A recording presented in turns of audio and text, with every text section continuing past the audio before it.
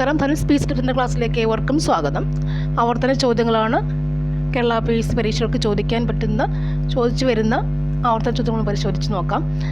2022 ചോദിച്ച കുറേ ക്വസ്റ്റ്യൻസ് ആണ്, വീണ്ടും ആവർത്തിക്കാൻ സാധ്യതയുള്ളവയാണ്. നോക്കാം. ഇത് ബയോളജി ഭാഗത്തും സയൻസ് ഭാഗത്തുള്ള ക്വസ്റ്റ്യൻസ്, നമുക്ക് സിമ്പിളായിട്ടുള്ള ക്വസ്റ്റ്യൻസ് പഠിച്ചു പോകാം. ഇനി വരുന്ന എക്സാംസിനൊക്കെ ഇല്ല, കമ്പനി ബോർഡ് എക്സാംസ് ഒക്കെ വരുന്നുണ്ട്, LDC ഒക്കെ ഉണ്ട്, സെയിൽസ്മാൻ ഉണ്ട്. അപ്പോൾ നമുക്കതിലേക്ക് ഈ ക്വസ്റ്റ്യൻസ് നോക്കിക്കോളൂ. ഫസ്റ്റ് വൺ, മനുഷ്യരിൽ രൂപം കൊള്ളുന്ന സ്ഥിരദന്തങ്ങളുടെ എണ്ണം എത്രയാണ് സ്ഥിരദന്തങ്ങൾ അല്ലേ? പാൽപ്പല്ലുകളും സ്ഥിരദന്തങ്ങളും നമുക്കുണ്ട്. അതിൽ സ്ഥിരദന്തങ്ങൾ എത്ര എണ്ണം ഉണ്ടെന്ന് നമുക്കറിയാം. എത്ര എണ്ണം ഉണ്ടത്? ആൻസർ 32 സ്ഥിരദന്തങ്ങൾ അല്ലേ?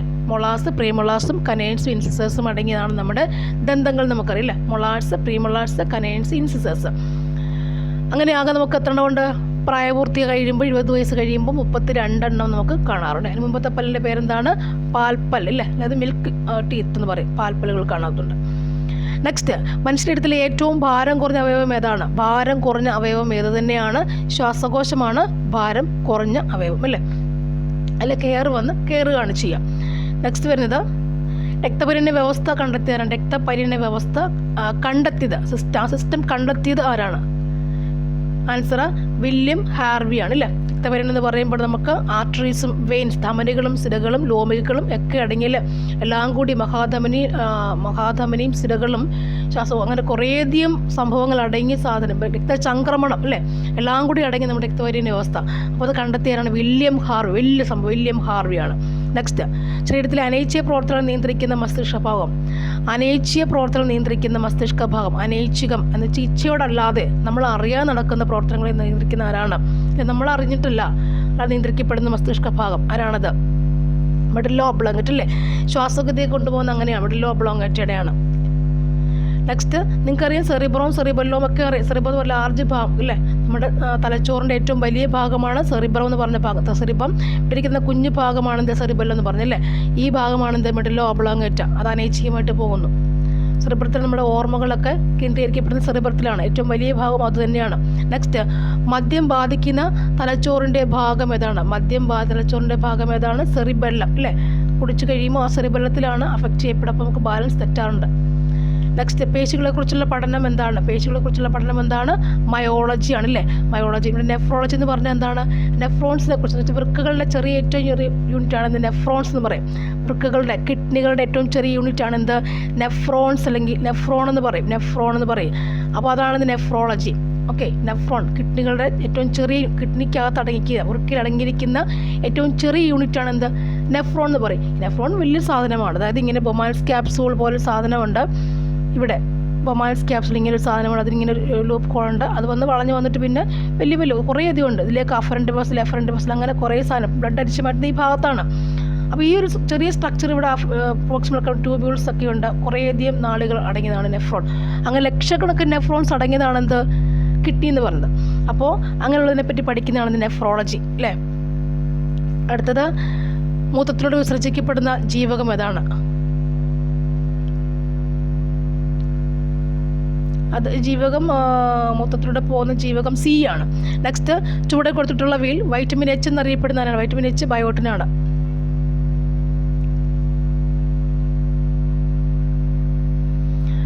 നെക്സ്റ്റ്, റിപ്പീറ്റ് ക്വസ്റ്റ്യൻസ് വരുന്നുണ്ട് അല്ലേ? സഹത്ത് എന്ന് പറയുമ്പോൾ ഏതാണ്? അത് 13 ഓക്സിജൻ 25 റിജക്ടേഴ്സിൻ്റെ സൈലന്റ് സ്പ്രിംഗ് എന്നൊക്കെ. പ്രതിപാദ്യ വിഷയം എന്താണ്?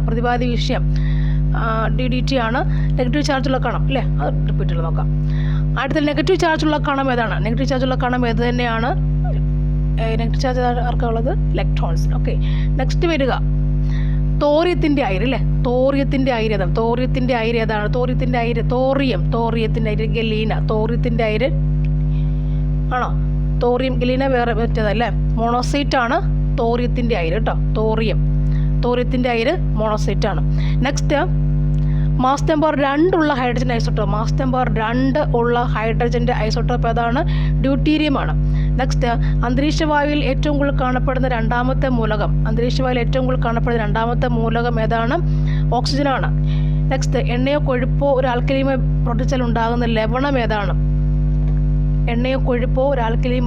പ്രവർത്തിക്കുമ്പോൾ ഉണ്ടാകുന്ന ലവണം ഏതാണ്? ആൻസർ സോപ്പാണ്.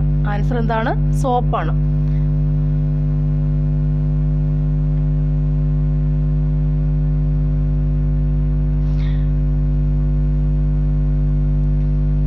നെക്സ്റ്റ്, പ്രപഞ്ചത്തിൽ ദ്രവ്യം ഏറ്റവും കൂടുതൽ കാണപ്പെടുന്ന അവസ്ഥ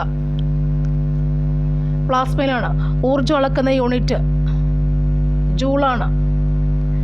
തുല്യ സമയത്തിൽ തുല്യ സഞ്ചരിക്കുന്ന ചലനം, തുല്യ സമയം തുല്യ ദൂരം, ഏതായിരിക്കും അത്? ഒന്നുമല്ല ആൻസർ. ഓക്കെ, നെക്സ്റ്റ്, ഒരു വസ്തുവിനെ മുൻപോട്ടോ പിൻപോട്ടോ ചലിപ്പിക്കാൻ പ്രയോഗിക്കുന്ന ശക്തി ഏതാണ്? ഓപ്ഷൻ ബി ബലം. ഇപ്പോൾ നമ്മുടെ ക്വസ്റ്റ്യൻസ് ആവർത്തന ചോദ്യങ്ങൾ പറയുമ്പോൾ പഠിക്കേണ്ടെന്ന് തോന്നിയിട്ടില്ലേ വിചാരിക്കുന്നുണ്ട്. പക്ഷേ ആവർത്തന ചോദ്യങ്ങൾ പഠിക്കാൻ നമുക്ക് ഒരിക്കലും PSC എക്സാമിന് കരകയറാൻ പറ്റുമെന്ന് തോന്നുന്നില്ല. അത് മസ്റ്റായ കാര്യമാണ്. കാരണം നമ്മൾ കുറേ ബ്രഹ്മാണ്ടം ഇങ്ങനെ പഠിച്ചിട്ടൊന്നും കഥയൊന്നുമില്ല. റാങ്ക് ഫയൽ മൊത്തം പഠിച്ചിട്ട് പോകുമ്പോൾ അത്രയ്ക്ക് ഭയങ്കര ബ്രില്യൻ്റ് ആവണം അല്ലേ? നമ്മൾ കുറേ പേരൊക്കെ ആവറേജ് അങ്ങനെ ബ്രില്യൻ്റ് ആയ ആൾക്കാരൊക്കെ ഇവിടെ പോകും. ആദ്യമേ ഉള്ളവരൊക്കെ എഞ്ചിനീയറിംഗ്, എൻട്രൻസ്, മെഡിസിൻ കിട്ടി പോവില്ലേ, അല്ലെ എഞ്ചിനീയറിംഗിന് പോവില്ലേ? അല്ലാത്തൊരാൾക്കാരാണ് നമ്മൾ ശരിക്കും PSC എഴുതാൻ ആ ഒരു കാറ്റഗറി ശരിക്കും അത് മീഡിയം റേഞ്ചിലുള്ള ആവറേജുള്ള ആൾക്കാർ എപ്പോഴും PSC പാസ്സാകാൻ വേണ്ടി അവർക്ക് മാത്രമേ പറ്റുള്ളൂ എൻ്റെ വിചാരം. കാരണം ഇതിനകത്ത് എല്ലാം ഉണ്ട് പഠിക്കാൻ അല്ലേ? എല്ലാ സയൻസ്, കണക്ക്, അങ്ങനെ എല്ലാം പഠിച്ചെങ്കിൽ മാത്രം നമ്മൾ PSCയിലേക്ക് എത്തപ്പെടുത്തുള്ളൂ. അപ്പോൾ നമ്മൾ അങ്ങനെ ഫസ്റ്റ് തുടങ്ങുമ്പോൾ ആവർത്തന ചോദ്യങ്ങൾ പഠിച്ച് തന്നെ പോകണം കേട്ടോ. അതാണ് എൻ്റെ അഭിപ്രായം. നെക്സ്റ്റ് വൺ നോക്കാം. സൗരയൂഥം പിന്നിട്ട് ആദ്യ മനുഷ്യനിർമ്മിത പേടകം. Answer option A Voyager 1. അടുത്തത്, അയ്യങ്കാളി ജനിച്ച ദിവസം ഏതാണ്? അയ്യങ്കാളി ജനിച്ച ദിവസം ഏതാണ്? ഇതേ 1863 ഓഗസ്റ്റ് 28 1863 ഓഗസ്റ്റ് 28. സമപന്തി ഭോജനം സംഘടിപ്പിച്ച ആരാണ്? വൈകുണ്ഠ സ്വാമികളാണ്. അക്കമ്മ ചെറിയൻ എന്ന പുസ്തകം എഴുതിയത് ആരാണ്? ഓപ്ഷൻ സി ആർ പാർവതി ദേവിയാണ്. നെക്സ്റ്റ് വരുന്നത്, ആഗമാനന്ദ അന്തരിച്ച വർഷം 1961. 1980 അയ്യങ്കാളി പ്രതിമ വെള്ളയമ്പലത്ത് അനാച്ഛാദനം ചെയ്ത ഇന്ത്യൻ പ്രധാനമന്ത്രി ആരാണ്? ആൻസർ ഇന്ദിരാ ഗാന്ധിയാണ്. ഓക്കെ, ദക്ഷിണേന്ത്യയിൽ ആദ്യമായി കണ്ണാടി പ്രതിഷ്ഠ നടത്തിയ നവോത്ഥാന നായകൻ ആരാണ്? ആൻസർ ഓപ്ഷൻ ബി വൈകുണ്ഠ സ്വാമികൾ. ബ്രിട്ടീഷ് ആധിപത്യത്തിനെതിരെ കേരളത്തിൽ നടന്ന ആദ്യ സംഘടിത കലാപം. ചോദിക്കുമ്പോൾ നമുക്ക് എന്ത് എഴുതാൻ പറ്റും? ആറ്റിങ്ങൽ കലാപമാണ്. കുറച്ച് ബയോളജി ക്വസ്റ്റ്യൻസ് കൂടി നമുക്ക് ആഡ് ചെയ്യാം. ഒന്നാം പഴശ്ശി വിപ്ലവത്തിനുള്ള ഏറ്റവും പ്രധാന കാരണം എന്താണ്? എന്തായിരുന്നു ബ്രിട്ടീഷുകാരുടെ തെറ്റായ നികുതി നയം? കുണ്ടറ വിളംബരം നടന്നത് എന്നാണ്? കുണ്ടറ വിളംബരം നടക്കുന്നത്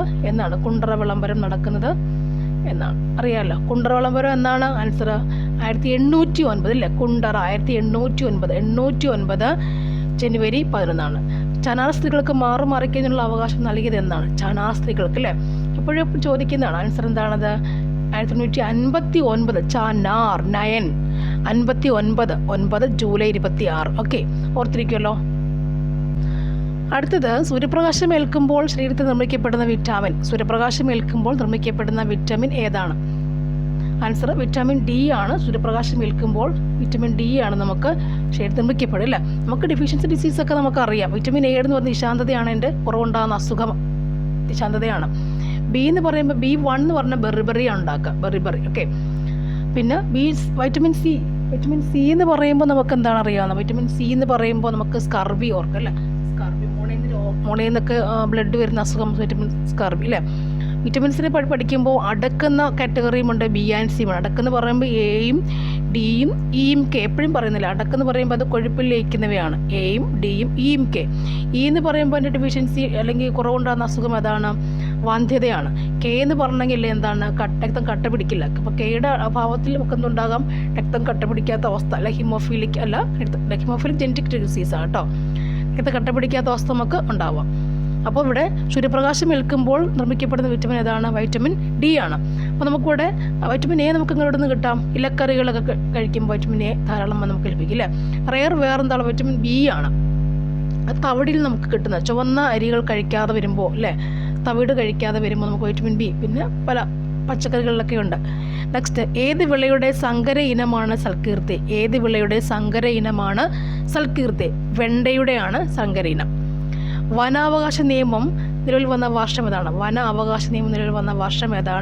2006 അടുത്തത്, സൈലന്റ് വാലി ദേശീയോദ്യാനമായി പ്രഖ്യാപിച്ച വർഷം അതേതാണത്?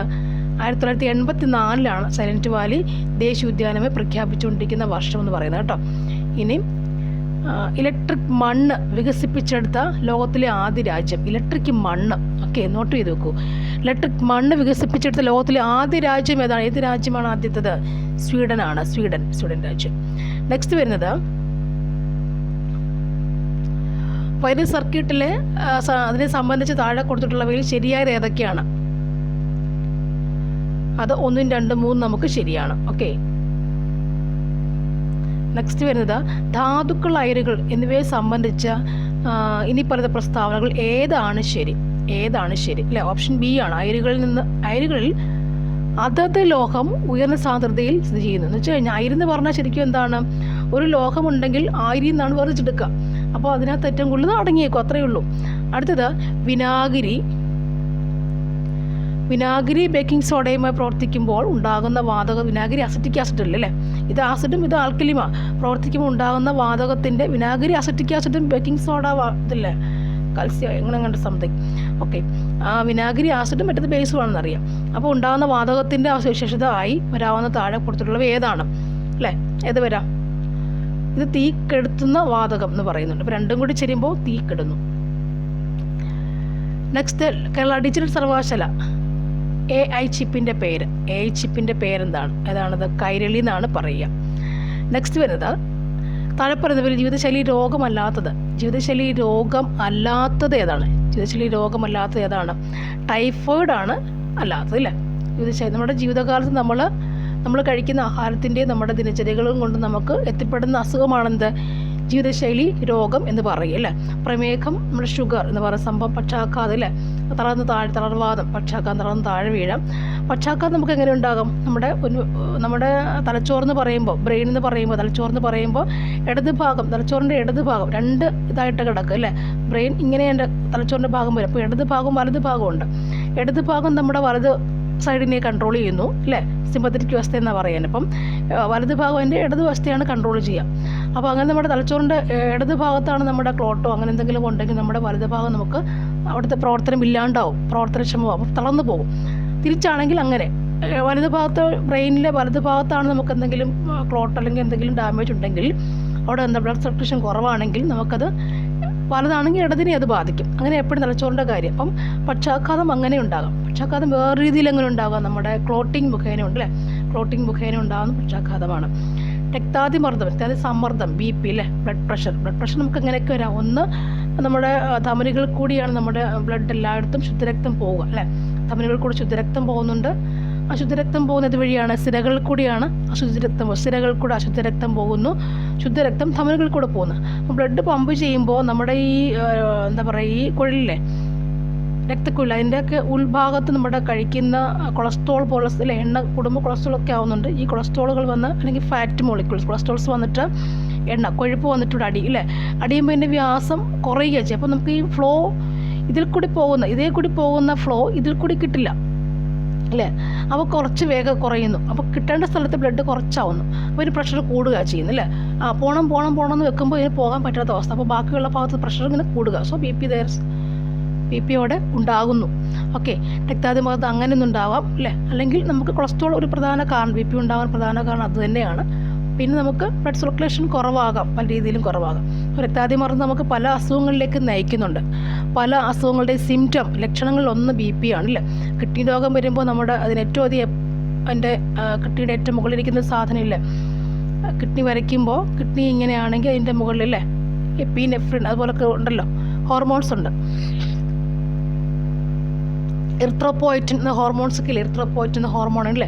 അപ്പോൾ അതൊക്കെ BP കൺട്രോൾ ചെയ്യുന്നവിടെയാണ്. BP മീൻസ് രക്താതിമർദ്ദം, ബ്ലഡ് പ്രഷർ കൺട്രോൾ ചെയ്യുന്നതാണ്. അപ്പം അതൊക്കെ അതിൻ്റെ ഒരു BP കൂടുന്ന പറയുന്ന അവസ്ഥ എപ്പോഴും എന്തിനെ ബാധിക്കും? അത് നമ്മുടെ ഈ കിഡ്നി ഫെയിലിയറിനെ ബാധിക്കുന്ന ഒരു സിംറ്റമാണ്. ആദ്യ സിംറ്റം അത് തന്നെയാണ്. അപ്പോൾ അതായത് ഈ കിഡ്നിയുടെ മുകളിലിരിക്കുന്ന ആ സാധനം എന്താ ശരിക്കും എന്ന് പറഞ്ഞാൽ എറിത്രോപോയിറ്റിൻ, അല്ലേ? എറിത്രോപോയിറ്റിൻ എന്നൊരു സാധനം, ഇവിടെ ഒരു ഹോർമോൺ അവിടെയുണ്ട്, ഒരു സാധനമുണ്ട്, അല്ലേ? അപ്പോൾ അതിൻ്റെ മുകളിലുണ്ട്. അപ്പോൾ അതും കൂടിയാണ് ഇതിനെ അഫക്റ്റ്. അപ്പോൾ കിഡ്നി ഫെയിൽ ആകുമ്പോൾ എറിത്രോപോയിറ്റിൻ്റെ ഫങ്ഷൻലെസ് കുറയുന്നു. അപ്പോൾ BP അവിടെ സ്റ്റാർട്ട് ചെയ്യുന്നു.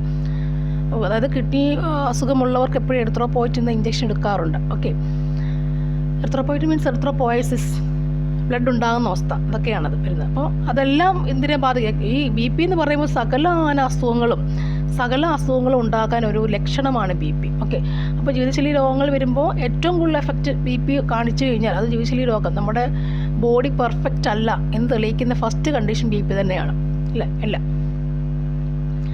നെക്സ്റ്റ്, സ്തനാർബുദം കണ്ടുപിടിക്കുന്നതിന് സഹായിക്കുന്ന ഏറ്റവും ഫലപ്രദമായ ടെസ്റ്റ് സ്തനാർബുദം, സ്തനങ്ങളിലെ ക്യാൻസർ, സ്തനാർബുദം. അത് 69 ആൻസർ. സ്തനാർബുദത്തിന് നമ്മൾ എപ്പോഴും പറഞ്ഞിട്ടുള്ള കാര്യമാണ് മാമോഗ്രാം, മാമോഗ്രാം നമ്മുടെ ഒരു ഇൻ്റർവ്യൂവിൽ തന്നെ ഇന്നസെൻ്റ് ഏട്ടൻ പറയാറുണ്ട് വൈഫിന് എപ്പോഴും മാമോഗ്രാം അങ്ങനെയൊക്കെ. അപ്പം അവിടെ മാത്രമല്ല, മിക്കവാറും എല്ലാ ലേഡീസും ഒരു 30-35 വയസ്സ് കഴിയുമ്പോൾ എല്ലാവരും മാമോഗ്രാം ചെയ്യാറുണ്ട്. അപ്പോൾ മിക്ക ആളുകളും മാമോഗ്രാം ചെയ്യാറുണ്ട്.